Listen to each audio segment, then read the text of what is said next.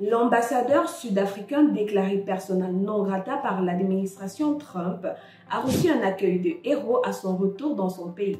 Des centaines de partisans se sont rassemblés à l'aéroport international du Cap et ont entonné des chants à sa gloire ce dimanche. Nous aurions aimé revenir avec un accueil comme celui-ci si nous avions pu vous dire que nous avions repoussé les mensonges d'un génocide blanc en Afrique du Sud, mais nous n'y sommes pas parvenus en Amérique. Nous aurions préféré venir ici pour dire que nous avons gagné pour vous l'African Growth and Opportunity Act, mais nous n'avons pas pu le gagner en retirant notre plainte contre Israël auprès de la Cour internationale de justice parce qu'au moment où nous nous trouvons ici, les bombardements se poursuivent et les tirs continuent.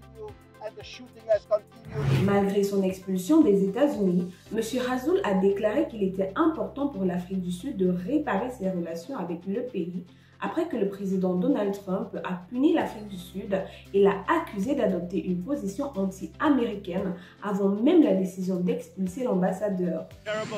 Des choses terribles se passent en Afrique du Sud.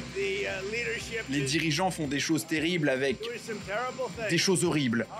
Ça fait l'objet d'une enquête en ce moment même. Nous prendrons une décision. Le président américain a publié un décret le mois dernier coupant tout financement à l'Afrique du Sud, alléguant que son gouvernement soutenait le groupe palestinien Hamas et l'Iran et menait des politiques anti-blancs à l'intérieur du pays. L'expulsion de l'ambassadeur sud-africain par l'administration Trump et son accueil triomphal à son retour illustrent une dynamique historique où les rapports de force entre les nations sont marqués par des jeux d'influence et des accusations souvent infondées. Nous ne venons pas ici pour dire que nous sommes anti-américains ou que nous n'avons pas besoin de l'Amérique ou que nous n'avons pas de lien avec l'Amérique. Nous venons ici même après avoir été déclarés persona non grata. Nous venons toujours ici pour dire que nous devons reconstruire et réinitialiser nos relations avec l'Amérique parce que nos relations avec l'Amérique depuis 50 ans n'ont pas toujours été avec la Maison-Blanche. Elles ont parfois été avec le Congrès et elles ont toujours été avec le peuple des États-Unis d'Amérique. L'accusation selon laquelle l'Afrique du Sud mènerait des politiques anti-blanches et soutiendrait des groupes considérés comme hostiles par les États-Unis rappelle des tactiques utilisées pour diaboliser les nations qui refusent d'adhérer aux agendas géopolitiques dominants. C'est n'importe quoi. L'Afrique du Sud n'opprime personne. Ce décret est absolument raciste. Ce n'est pas surprenant car Trump et son administration sont assez racistes.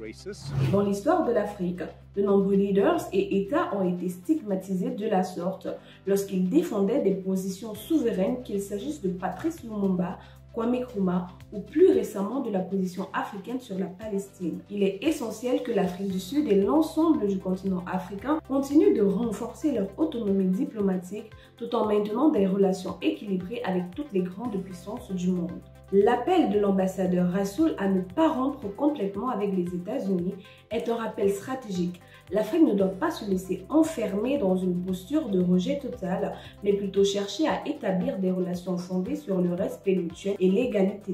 Cela signifie également que les États africains doivent renforcer leur coopération intra-africaine pour ne pas dépendre uniquement des décisions politiques de Washington, Bruxelles ou même Pékin. Par ailleurs, l'accusation de génocide blanc en Afrique du Sud, souvent relayée dans certains cercles politiques américains, relève d'une propagande visant à justifier des sanctions et affaiblir le pays sur la scène internationale. Cette même logique a été utilisée dans de nombreux conflits africains où des exagérations ou des narratifs biaisés ont été employés pour justifier des ingérences étrangères. Face à cela, les Africains doivent rester vigilants et solidaires en contrôlant leurs propres récits et en mettant en avant leur engagement en faveur de la justice, de l'égalité et du respect des droits humains, qu'il s'agisse de défendre les populations palestiniennes ou de lutter contre toute forme de discrimination sur leur propre territoire. Pour plus de contenu sur l'actualité africaine, suivez-nous sur le réseau social africain Diba World et sur toutes nos autres plateformes. Tous les liens sont disponibles dans la bio.